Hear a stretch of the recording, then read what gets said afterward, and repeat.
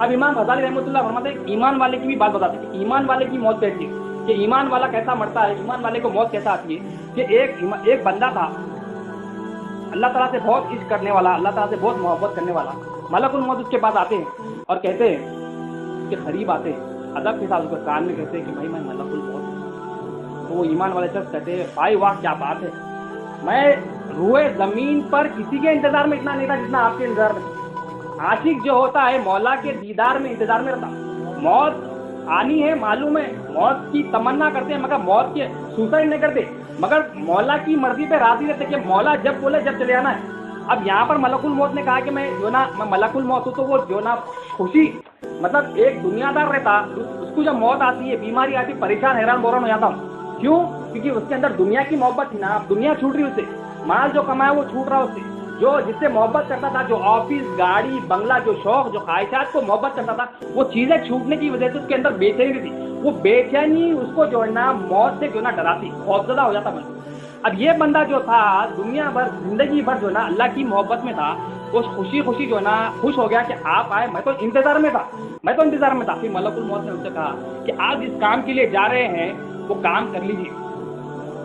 एक बंदे क्या है, हदीस से भी साबित है, एक बंदे एक तेरी चाहत है, एक मेरी चाहत है, होगा वही मुझे मेरी चाहत। अगर तू वो कर ले जो मेरी चाहत है, मैं तुझको वो भी अता करूंगा कि तेरी चाहत।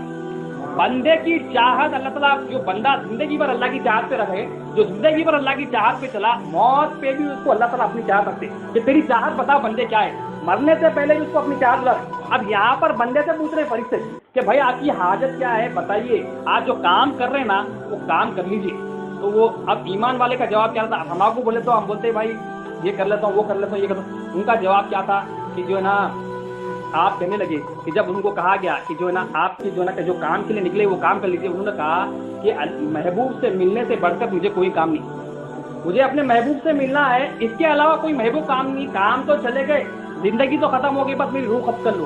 फिर मलकुल मौत ने कहा कि भाई ये तो बताइए आप किस हाल में मौत करना चाहते। अल्लाह ताला की चाहत पे जिंदगी गुजारने वाले, अल्लाह ताला की चाहत पे जो है ना अपनी मर्जी को फना करने वाले ये बंदे हैं। जब उनसे कहा गया कि आप किस हाल में अब मौत मरना चाह रहे हैं, तो आपने फरमाया, अब हम आपको अगर बोले मैनेजर बोला हमारा तो क्या है, कितने पैसे होना, कितना इंक्रीमेंट होना, हम तो खुशी खुशी आए। अब यहाँ पर बंदे से चाह तो रही, तो उन्होंने क्या मांगा, उन्होंने कहा कि मुझे थोड़ा वक्त तो मैं सजदा रही हूँ, जब मैं सजदे की हालत में जाऊँ मेरी रूह। ये तौबा करने वाले, जिक्र करने वाले, अल्लाह की चाहत पे जिंदगी भर बसर करने वाले, ये इनका हाल ये कि उनकी चाहत मरने के वक्त भी क्या है कि मैं सजदे में जाऊँ। सजदा क्या है कि ऐसी हालत है, अल्लाह ताला जो जिंदगी भर जिक्र में लग जाते हैं। सजदा क्या है, बंदा बंदगी का ऐलान करता, अपने जो है ना पेशानी को, नाक को, सर को, घुटनों को, हाथों को जमीन पर रगड़ देता कि मौला सब तेरा है और मैं ये जमीन में जो है ना चले जाने वाला हूँ।